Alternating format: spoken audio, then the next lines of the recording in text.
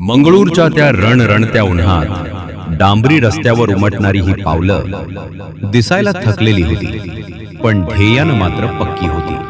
हे पाय कोणा मोठ्या साहेबाचं नव्हते, तर ते होते एका साध्या संत्री विक्रेत्याचे.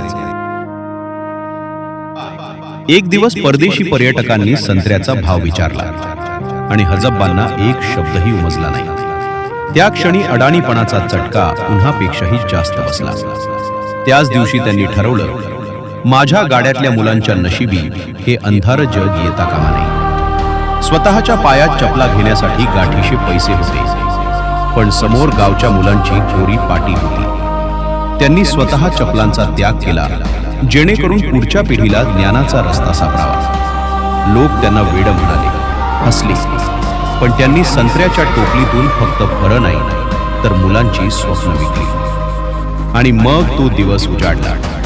दिल्लीचं राष्ट्रपती भवन, जिथे बडे बडे अधिकारी सूट बूट घालून वावरत होते, तिथे एक सात्विक माणूस अनवाणी पायांनी रेड कार्पेटवरून चालत होता.